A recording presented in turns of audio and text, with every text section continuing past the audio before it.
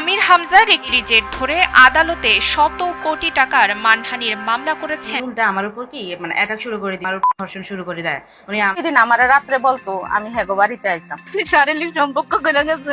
এখন কই কত না হয় আমার এই 5 লাগে হচ্ছে আমার বাথরুমে যেতে দিত না, ভিডিও কলে থাকতো সে। আচ্ছা, এই যে যে ঘটনাটা হয়েছে আমির হামজার সাথে, মুফতি আমির হামজা, মানে ওর তাও যেমন তেমন ব্যক্তি না, আমির হামজার মতো একজন, মানে এখন তো এমপি তিনি, আগে যেটাই হোক না কেন এখন তো তিনি একজন এমপির সাথে আসলে অনেকে বলছে এটা তার উপরে খুব প্রতিশোধ নেওয়ার জন্যই মূলত এরকমটা হয়েছে। তো যাই হোক, সম্পূর্ণ বিষয়টা জানতে হলে অবশ্যই নাটের পুরো ভিডিওটা দেখতে হবে। আপনারা দেখুন, স্ক্রিনে নিয়ে যাচ্ছি আপনাদেরকে। ওই ঘুমের ওষুধ নাই না, ওই মেহেদিরে খাওয়াইতো। ঘুমের ওষুধ খাওয়াইতো কারে? আপনার ওই কানাস্বামীরে। কানাস্বামী যখন ঘুমিয়ে গেত তখন আপনাদের রঙ্গলীলা শুরু হইতো। সে ঘুমাইতে স্যার আপনাদের এদিকে একই রুমে একই জায়গায়, বাচ্চারা ওইখানে নেশা টেশা খাওয়ার জন্য টাকা দিত। ঘরে ঢুকছে শাশুড়ি আর আমার ছেলে আগে দেখছে, সবাই মিলে মানে বাহিরতে তালা মেরে দিছে। প্রায় 10 বছর আগে পারিবারিকভাবে বিয়ে হয় তানজিনা নামের এই তরুণীর। বিয়ের পর শুরুতে তাদের সংসার ভালোভাবেই চলছিল, তবে সময়ের সঙ্গে সঙ্গে নানা পারিবারিক অশান্তি তৈরি হয়। স্বামীর দৃষ্টি প্রতিবন্ধী হওয়ায় সংসারে দেখা দেয় নানান জটিলতা। আমার হাজবেন্ডটা অন্ধ ছিল। আপনার হাজবেন্ড অন্ধ? জি, চোখে দেখে না? জি, অন্ধ ছিল।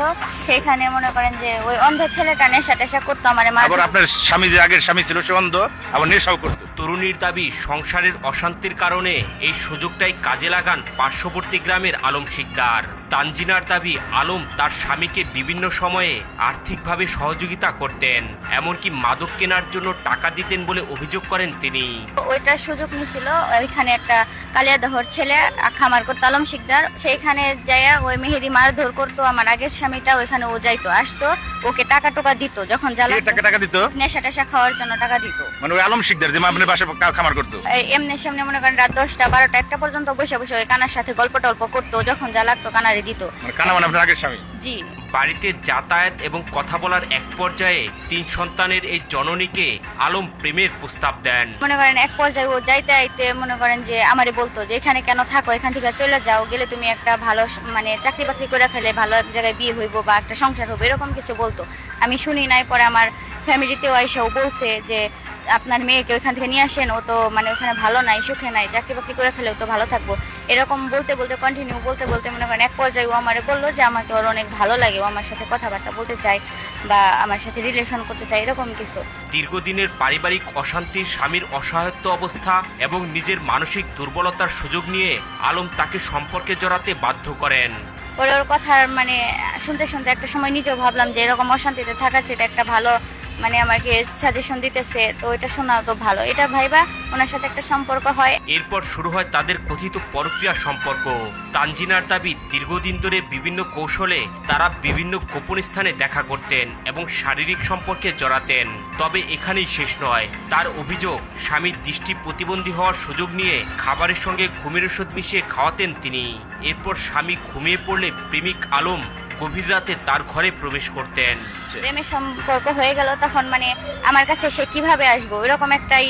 তখন ওনার একটা বন্ধু আছে বড়ইবাড়ি বাজার, আক্কাস আলী নাম, ওনার দোকান থেকে ওই ঘুমের ওষুধ নাই না ওই মেহেদিরে খাওয়াইতো। খাওয়াইয়া মানে আমার সাথে একটা সম্পর্ক হয়েছিল। ওইখানে মনে করেন যে প্রায় 2-3 বছর এরকম। মানে ওই ফার্মেসি থেকে ঘুমের ওষুধ, যার ফার্মেসি থেকে আনো আইনা ঘুমের ওষুধ খাওয়াইতো কারে? আপনার ওই কানাস্বামীরে।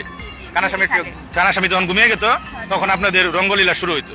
সবচেয়ে চাঞ্চল্যকর অভিযোগ হলো স্বামী পাশে ঘুমিয়ে থাকা অবস্থায় আলমের সঙ্গে শারীরিক সম্পর্কে লিপ্ত হতেন তারা।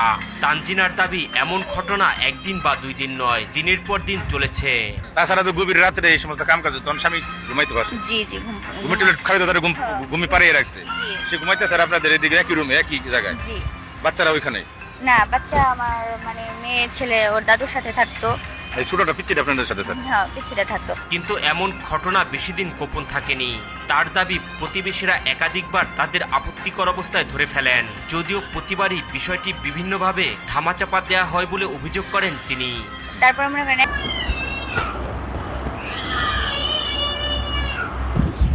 দর্শক ইতিমধ্যে আপনারা দেখতে পেয়েছেন আসলে, তবে মূল বিষয়টা জানতে হলে আর একটা ভিডিও আছে, সংক্ষেপে আপনাদেরকে দেখাচ্ছি আমরা। নাস্তিক এবং আপাতত মস্তক নাস্তিক বলে সম্বোধন করছেন। আমির হামজার একটি বক্তব্য ঘিরে সৃষ্টি হয়েছে তীব্র প্রতিক্রিয়া। এরই জের ধরে আদালতে শত কোটি টাকার মানহানির মামলা করেছেন বিদ্যুৎ, জ্বালানি ও খনিজ সম্পদ মন্ত্রী ইকবাল হাসান মাহমুদ টুকু। মন্ত্রীকে নাস্তিক বলে মন্তব্য করার অভিযোগে সিরাজগঞ্জে এই মামলা দায়ের করা হয়েছে। মামলার অভিযোগে বলা হয়েছে ২৬ মার্চ মুক্তিযোদ্ধাদের সম্মান জানিয়ে দেওয়া এক বক্তব্যকে কেন্দ্র করে মুফতি আমির হামজা মন্ত্রীকে নিয়ে নাস্তিক সহ একাধিক অশালীন মন্তব্য করেন।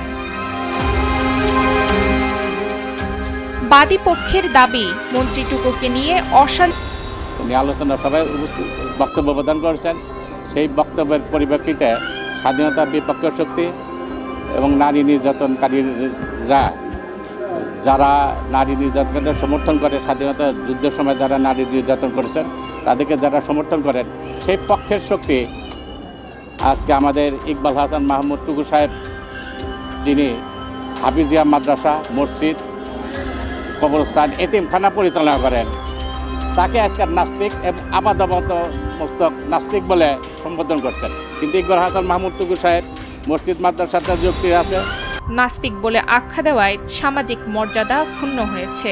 স্বাধীনতা দিবসে উনি যে বক্তৃতা দিয়েছেন, এই বক্তৃতার পরিপ্রেক্ষিতে মুফতি আমির হামজা উনি যে কুরুচিপূর্ণ এবং মস্তিষ্ক বিকৃতির মতো করে যে বক্তব্য দিয়েছেন, এটা আমরা সিরাজগঞ্জবাসী সহ সারা বাংলাদেশের মানুষ ক্ষুব্ধ হয়েছে। সে ক্ষুব্ধর কারণে যে কোনো ক্ষুব্ধ ব্যক্তি মামলা করতে পারে। সেই ক্ষুব্ধতার কারণে, আমাদের নেতা হওয়ার কারণে এবং আমরা সিরাজগঞ্জবাসী মর্মাহতার কারণে আমরা ওনার বিরুদ্ধে একটি আইনি ব্যবস্থা গ্রহণ করার জন্য, আমাদের আমির হামজার বিরুদ্ধে আইনি ব্যবস্থা গ্রহণ করার জন্য আমরা আজকে মামলা দায়ের করেছি এবং আমরা চাই ওনার একটা উপযুক্ত শাস্তি হোক। এই ঘটনায় সিরাজগঞ্জ জেলা আইনজীবী মহলে ক্ষোভ দেখা দিয়েছে। তারা এমন বক্তব্যের নিন্দা জানিয়ে সংশ্লিষ্টদের বিরুদ্ধে প্রয়োজনীয় আইনগত ব্যবস্থা নেওয়ার দাবি জানিয়েছেন। সোমবার দুপুরে সিরাজগঞ্জ সদর আমলি আদালতে আইনজীবী এর মধ্যে আপনারা দেখতে পেয়েছেন।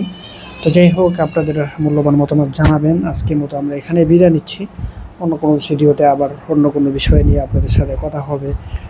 তার আগে যে বিষয়টা আমরা আপনাদের থেকে জানতে চাচ্ছি, যে এই যে ঘটনাটা হয়েছে, এই ঘটনা সম্পর্কে আপনি আসলে কাকে দায়ী করবেন এটার জন্য? তো যাই হোক,